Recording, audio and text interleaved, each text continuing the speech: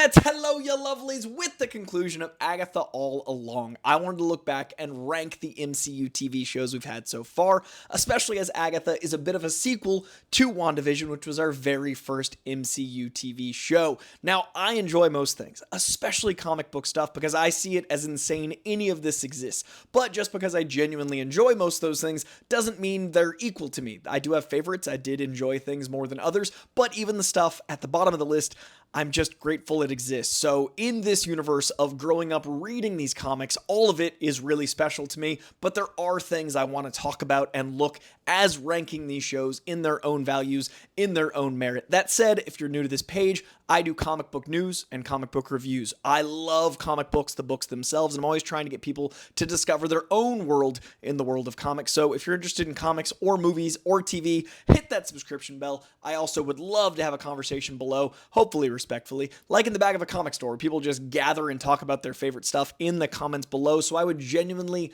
love to hear your ranking. We've got a nice sweet spot at 12 different Marvel shows. I'm not going to rank them separating the seasons because 12 is a nice clean number, and I want to get a feel for things. What if season 1 and 2 feel comparable? I did enjoy season 2 more, but I'm going to see it as what if as an entity. The same with Loki. I love both Lokis. I'm going to combine that as an entity, so we're going to be looking at a 1 through 12. Would love to see your ranking below. Let's get into it, starting with number 12. Number 12 for me is going to have to be Secret Invasion. And what's really interesting about Secret Invasion is it's kind of the inversion of Agatha all along. Agatha, if you watched any of my reviews about, I didn't love right away. It took me a while to get into. Once something clicked, I was absolutely all in, and it absolutely stuck the landing for me. I had the opposite with Secret Invasion. I adored the opening of this show. I did interviews about this show when I was gushing about it because at that point I'd only seen the first two, and those first two were absolutely the tone I was looking for. That espionage feel, that gritty, that throwback to Winter Soldier, that throwback to 70s conspiracy films.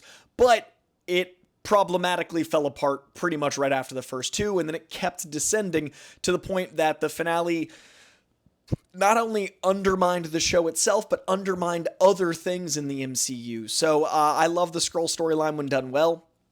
I think the Secret Invasion storyline in the comics is a really special event comic book. So this kind of undermined the MCU as a whole, especially Don Cheadle's War Machine. It really messed with the Secret Invasion comic book canon, and it messed with a very big part of the greater Marvel Universe, which is the Skrulls and the Kree-Skrull War and all the things that are going to be coming later, I presume, with the X-Men. It really just caused problems. Did not love this show and had a lot of great ingredients, but when you cooked them, the souffle just wasn't there.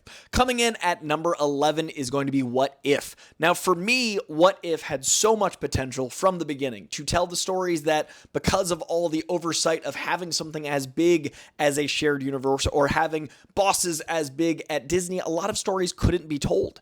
When you've got stuff like Marvel Comics, there are an infinite number of stories to tell with these characters, and season 1 felt like they didn't go bold enough for me. The characters just didn't do crazy enough things. It didn't feel like What If. It felt like kind of a well, we could have done this left turn instead of a right turn, but then it didn't really snowball like the comics do. The comics go crazy. The show was fine, and fine just isn't going to be in the top 10. Season 2, what a little bit bolder, still didn't actually tie into the things I expected to. We didn't have the zombie Doctor Strange actually come into the Multiverse of Madness. That's its own video. But a lot of the characters and impacts didn't really translate to being impactful. And then the first season had a bit of an arc where everything came together. The second season, I really enjoyed the individual episodes, some of the new characters we got, but it didn't really feel as impactful or as important as it should have for something that had so much potential. So What If is a bit lower on my ranking, but I'm still glad to see some of the swings they made. There are some individual episodes that are so unique and wonderful that could only exist in the medium of animation and in the medium of a What If type story. So very appreciative for What If in general, but it ranks at number 11. Coming in at number 10 is Hawkeye. Now, this is where it starts to get tricky. A lot of these shows in the top 10, especially from 10 to 5, are good, but not great. And a lot of these from 10 to 5 are one big fix would change a lot of my problems with it. And Hawkeye is definitely that. I loved the Christmas story time. I loved the Kate Bishop element. Man, Kate Bishop in this show. I'm so excited for the future of Young Avengers and where Marvel is going because of Kate Bishop. The character is outstanding, especially in this show. And Haley Steinfeld, much like Downey Jr. or Ryan Reynolds or the characters that are like, oh my God, they were born to play them. They just got their suit later. I consider Haley Steinfeld like that is Kate Bishop. So I was very hopeful for the show because I'm a big fan of Renner. I'm a big fan of Buddy Cop. I'm a big fan of Christmas. I love the Shane Black stuff. So it had all the ingredients, but what they did to Kingpin, I think, really hurt the connection between the MCU and what Netflix had built. They were originally not going to do effectively Netflix Daredevil Season 4 because of the events of Hawkeye, and then leading up to Echo, which we're going to get to, and then now going into Daredevil Season 4, effectively Born Again is that to me, we had to have this rough patch with Kingpin just not being Kingpin. That choice that was made, Vincent D'Onofrio, even though the Hawaiian shirt is canon, the energy behind that Kingpin and that choice of Hawaiian shirt is not. It did not feel like Kingpin. It threw a lot of things off. The intimidation wasn't there. I don't often think of Hawkeye either, which I think is a problem for how big this universe is. It wasn't as memorable as it could have been. The supporting characters, I don't think were as strong as other MCU shows. There's a lot of supporting characters in these shows that I'd love to see spinoffs of. I don't really have that with Hawkeye.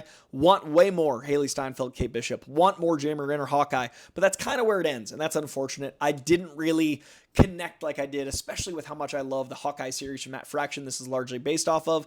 That baseline not translating also, I think, hurt the experience. A lot of cool action. Love the bridge sequence. Love the dynamic duo of the two of them. I love a lot of the things. Just wouldn't rank higher than top 10 for me. So coming in at number 10 is Hawkeye. Then we've got number 9. Now this is where it gets very tricky because this is a show I loved the beginning of and I really enjoyed the end of, but the middle was such a mess. It fell down to number 9. And I'm sure this would be a lot of people's 12. The internet loves to hate the show. I laughed a lot. I enjoyed the journey of the show, and that is She-Hulk. She-Hulk really found a way to have a tone that was irreverent and unique. She-Hulk really found a way to be its own thing within a universe and really found a way to have a unique type of comedy in an already 15-year established universe, which I respect. The problem I had was the stuff in the middle with the full-on comic-y zaniness, a lot of those side characters, I never cared about. So I'm enjoying, Tatiana Maslany's take on Jennifer Walters. I'm enjoying some of the Professor Hulk stuff. I don't love Professor Hulk as much as other takes on Hulk, so that didn't really help it. But all of those things.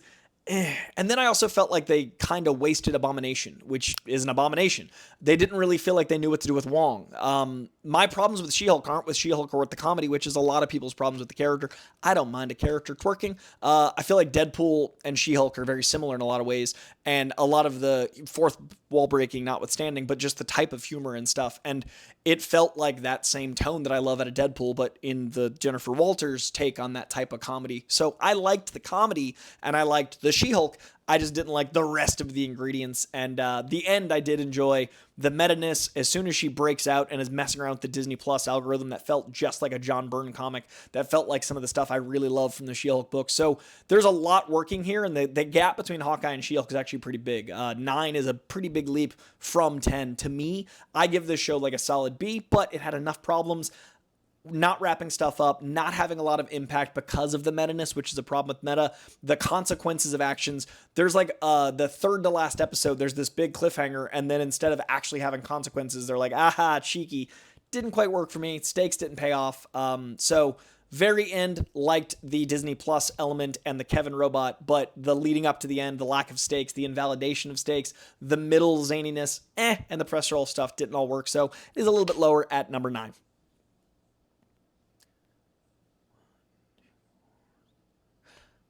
Coming in at number 8 is Echo. Echo was a big ol' surprise because Echo is a fairly new character. Echo is a character in the Daredevil universe that is really, really interesting and unique within that mythos. She is an absolute badass, but she's also very tied to Native American heritage. I love that the show let that be a main character without feeling like it was pandering.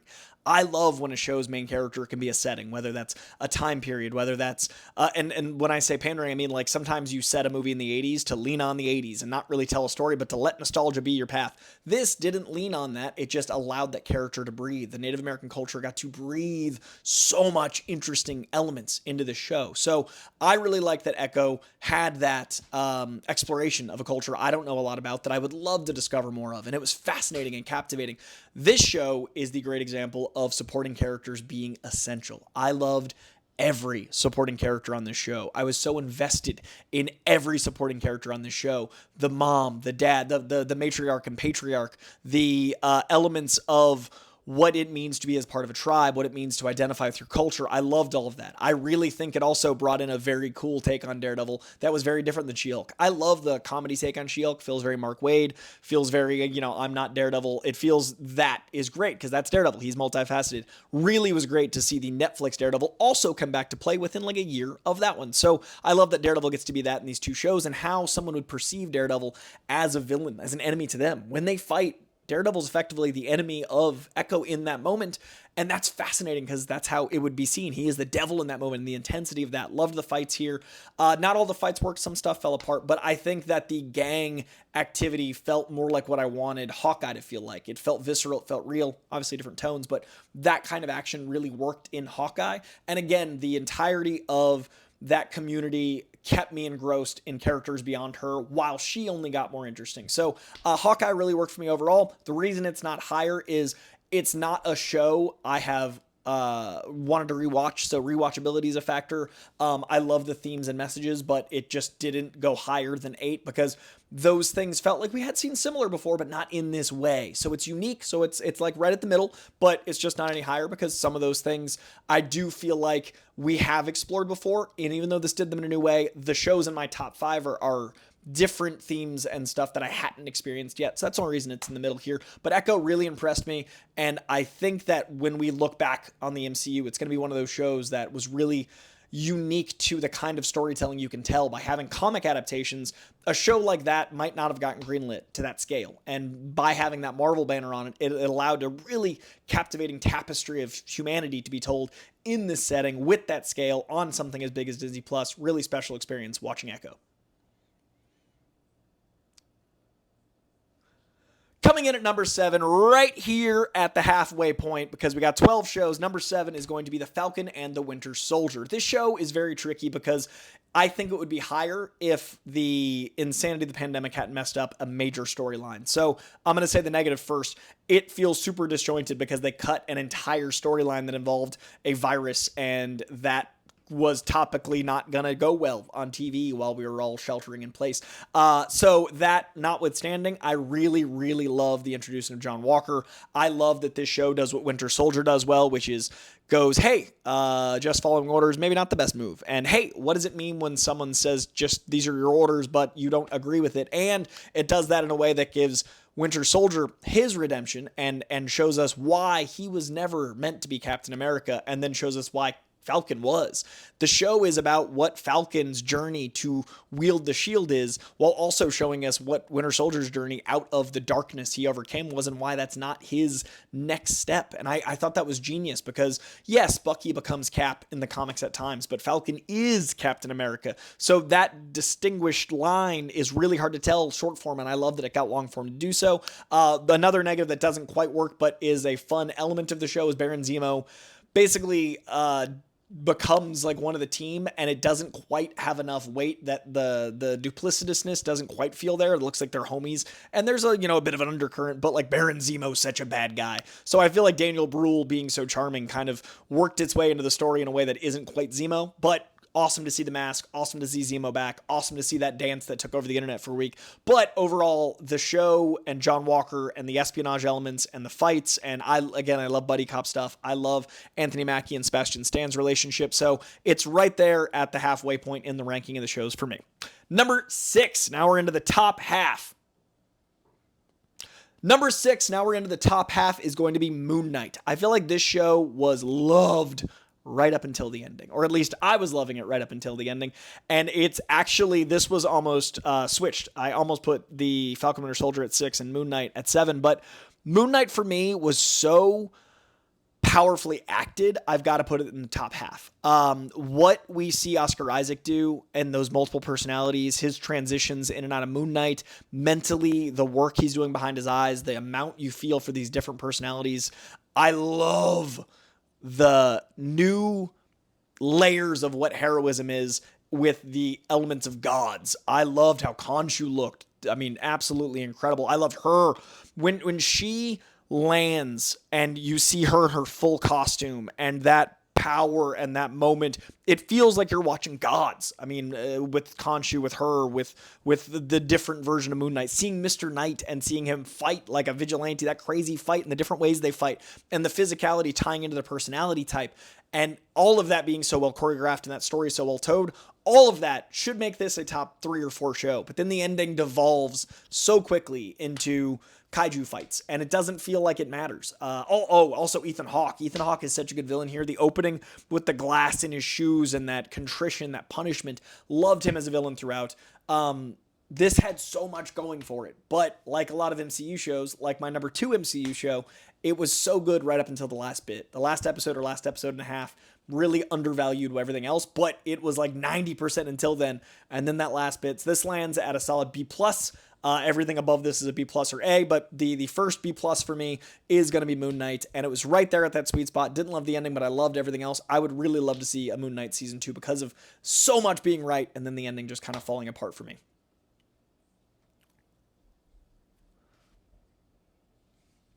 Coming in at number 5 is Agatha All Along. Our newest show out of the MCU impressed the hell out of me. I could not believe how much I loved this once it ended. I didn't love the beginning of the show. I was public about that, and this fandom was like, I got so much hate for being honest and being like, I respect that some people like this show, and I see that this audience is being seen. They're feeling seen. I just don't connect to it, and people lost their minds, and I was like, man, this is also hurting my experience of the show. Why do I want to keep watching this if everyone's just going to be mad? But then I really started falling for the show at episode 4. Once they made the elements of music being a protection spell, I'm like, oh, I can understand that. The way music connects to me is so spiritual and so important. So I love that. And then 5 and 6 kind of fell apart for me again because 5 felt way too short. Didn't really feel like the 80s elements mattered. It felt cheeky. And a lot of the camp of the first 6 episodes didn't work for me. But then 7 happened, and Patti LuPone's episode is transformative. I have so many fears about mental health and losing my mind, for lack of a better term, and losing time and mortality and what it means to be present. And so many messages in 7 retroactively made me fall in love with 1 through 6 a bit more. They're still not my favorite, but it lifted the show up to a substantial level. Episode 7 is, I think, one of the best episodes in all of the MCU TV shows. Episode 7 as its own thing is so impactful and important to me that I was like, okay, this is what I wanted the show to be. And then 8 and 9 kept getting better. I still think 7's my favorite episode, but 8 and 9 are the caliber of any of my top 3. So overall, loving 4 episodes out of 9 and loving the overall message. And I think retroactively, if I go back and watch 1 through, if I ever have time, I'd love to rewatch them. And I think that episodes 8 and 9 will, because of the way the twists and turns, I don't want to give spoilers here because it just came out, but the way things go with 8 and 9 is so fun and cheeky, and the ties between, Billy and his mom and the way they use that, like history rhymes, I really love, and the entirety of The Witch's Road and how that lands and what Agatha gets to stay and her villainy and her duplicitousness, all the stuff that I'm walking the line of spoilers on really, really worked for me. So I love the end of the show, and it's the inverse of Moon Knight, of Secret Invasion, of Hawkeye. It's the inverse of my Marvel problem. My number 2 show on this list, I loved right until the ending. This show was the opposite, where it grew on me throughout. Agatha All Along, I think, was, for me, started like a DC. B's in the middle, like episode 4 is like a solid BB+, but then the A's at the end elevate this totally to an A- that it lands at. Really, really strong. Might even be an A when I rewatch it back through in the benefit of hindsight. And now that I've connected to these characters, for me, it's all about connection. I could not connect the first half of the show. Once I connected, enthralled, and really, really put this in my top. It is literally number 5 because of that connection I made at the end and how much I love these characters. And I think that connection, again, will make me bring it to a full-on A when I rewatch. Right now, very, very solid A-. Coming in at number 4. Coming in at number 4 and another A- that is very close to an A is Miss Marvel. This is largely hinged on the incredible performance of Iman Vellani. Iman Vellani is the Downey Jr. of Marvel TV. This is Kamala Khan. Like, she is Kamala Khan. I love Kamala Khan, the character, because this to me feels like the modern interpretation of what Silver Age Spider-Man felt like to me. The outsider kid trying to fit in, that loves their city, that really wants to defend their hometown, that has a protective nature of it, that's cheeky and uses comedy as a defense mechanism. All the stuff, juggling school and family and you know, what your attempts at heroism are. That's so Spidey, and that's so Miss Marvel, and that is brought into the show. This is what I wanted that translation to be, to a T. I love that this show literally feels like the comic book. I love Kamala Khan. I think Aman Vellani is a bigger fan of the MCU than any of us that do this kind of commentary. I honestly think she is one of the greatest casting decisions in comic books, and that brings this show from like very good to exceptional. I think the directors really have a beautiful visual language. I wish we could have gotten to see their Batgirl. I really think the B and C plots do hinder the show, though. It can't make top 3 because some of the stuff, like, just detours, and it doesn't feel like it has the impact it's supposed to. Like, the evil matriarch figure is kind of wasted, but I like that whole cadre of villains. I don't remember their name. But then the actual family, the Khan family, is so rooted in truth, is so impactful. I loved learning about her culture. I love learning about that religion. I love that in the comic books, I've learned more about Muslim culture than in anything else in pop culture or culture. The exposure to that is genius, and that translates into the show. So it's definitely top 4 for the family elements, for the superhero elements. I didn't mind they changed their powers because I think it fits, especially with how expensive the stretching to look good would be. I also think it ties into the type of power set that would suit this Kamala Khan. But I also really, that gets extra points because I love the introduction of mutants this way. And that little score, bringing in the Age of Mutants, and Kamala Khan being a mutant works for me. I don't even mind that Kevin Feige, reframed stuff so she's an Inhuman and a mutant in the comic books after the success of this show. Miss Marvel really works for me. Top 4. It's fun, it's funny, it's rewatchable, it's good for all ages, it's got important messages for kids and adults. Really dig Miss Marvel overall. Number 4. Coming in at number 3 is the first Marvel Studios show we ever got, and that is WandaVision. WandaVision is staggering. WandaVision is an exceptional show. WandaVision is near perfect. This is the first A on these. This is a solid A for me. It is near perfect, but the end, I did not love that the entire show is full of philosophy and deep thought and metaphors and the ship of Theseus and these ideas, and then it goes into punching. There's a lot of where it just ends like a Marvel thing, and that really hurt the show for me, but let's talk about the good, because that's the bad. That's the only bad. That's the only reason it's number 3, not number 2 or number 1. The good is outstanding. The way it captures tone, the way it is actually mysterious, the way it uses the format of TV to have water cooler conversations. There's nothing like the era of WandaVision when we were all trapped at home on message boards like in the 90s, just debating what the show was going to be. The twists, the turns, the mystery, the peril, the everything. And I love the relationship between Liz Olsen and Paul Bettany, between Scarlet Witch and Vision. I love that everything feels like that incredible Vision comic from Tom King, but doing it its own way. Also has some great Witches Road era Scarlet Witch comics, those beautiful covers translated into the show. Loved using TV as we're watching TV as a coping mechanism. I love that that's her coping, and I love that that was our coping. It literally, the synchronicity of what we were going through as a society with that show is astronomical, and the show being good enough to carry the weight of that need is astronomical. If you think about how much we all needed that show at the time, and it being that good, amazing. I loved Emma Caulfield's performance in this show. I loved that this show was able to make us guess every minute, and it started the whole Mephisto thing, again with Emma Caulfield and lots of other characters, and then the villain wasn't a waste. That part didn't end badly, but the waste to me was that the punching at the very, very end. But overall, the trauma, the loss, the emotion, how much we loved this antagonist turned protagonist, how much this show felt important and was important and is so well written and is so well directed. And I cannot wait for a Fantastic Four because of this show. Same director. It's so good. WandaVision kicked off the MCU TV exceptionally. It was my number 2 show for a very long time up until very recently when a certain mutant-based show at number 2 dethroned WandaVision. But WandaVision will forever be one of the most impactful times in TV for me. But coming in at number 2 is the return of some of my favorite characters of all time, and that is X-Men with X-Men 97. X-Men 97 is one of those shows that is better than I could have conceived. It is using the nostalgia for the 90s in a way that doesn't feel like a crutch, but feels like it enhances it, because the X-Men are very connected to the 90s. It uses characters that didn't get their time to shine and makes them work. It finally makes Cyclops the leader he's meant to be, that the greater pop culture, because the X-Men movies, doesn't see Cyclops as, but comic fans are like, let's have Cyclops, and they nail it. They find him. It uses Wolverine more comic appropriately. He's not like always the lead, but he's got these incredible moments. It finds a way to make Jean Grey both the 90s like, and a captivating, intelligent, powerful woman work. It balances those scales. It fixes things from the X-Men 90 show, which is exceptional, and modernizes them, makes them better. It has commentaries on bigotry and hate and racism that are more prevalent now somehow than ever. It has so much going for it, while also talking about evolution of humanity, while having that incredible, I can't believe how important Bastion is in the lexicon now. That to me felt like when my grandma knew who Thanos was. Bastion being an important conversation is crazy.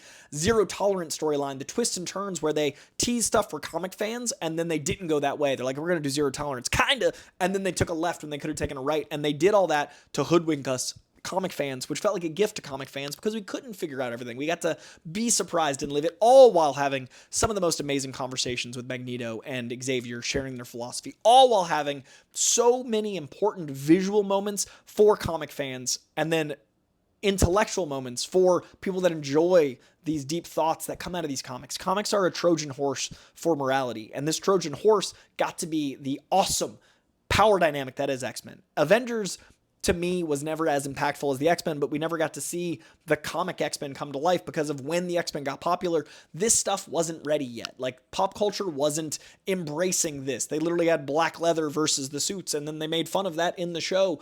We are now ready for yellow spandex, and we're now ready for the X-Men, and the Avengers helped get us here, but we're about to enter a golden age of Marvel because of the X-Men, and this show was a great way to kick it off.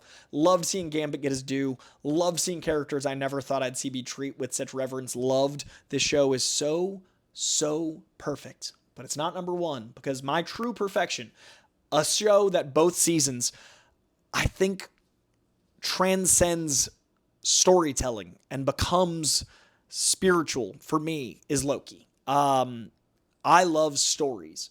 I love what giving power to words means. I love what we as a human society / like Homo sapiens are creatures who share story, whether it's oral tradition, whether it's in books, whether it's in movies, whether it's in TV, whether it's in long form, like novelizations, whether it's in comic books serialized for 70 years. The god of stories was born 15 years ago in the cinematic universe. The god of storytelling was, when humanity started. And this show kind of puts that all together, and it talks about predestination and fate. And the first season talks about chaos versus order and what it is to be good. And it does all of it through the Marvel lens. And it literally is what I think comic book storytelling can be. These stories mean so much to me, and this show treats them with such reverence while not being beholden to them. I love that Loki is kind of what story is. He is all now. He is obviously the god of stories now, but that last episode transcends the medium of TV, transcends the medium of comics, transcends all of it. It is such a powerful, it connects emotionally, it connects spiritually, it connects in a way that I've never had a show connect to me. It is truly one of one. And Tom Hiddleston playing this character for 15 years, seeing the weight of that, seeing his transformation in season 1 into this new version of Loki, seeing season 2 carry that on, seeing what the TVA is as far as what time means. And time is such a fascinating concept to me. It really touched on stuff that was so personal to me, and the impact we leave behind, and who we want to be, and who we're supposed to be, and who we're destined to be, and the choices we make and the ramifications.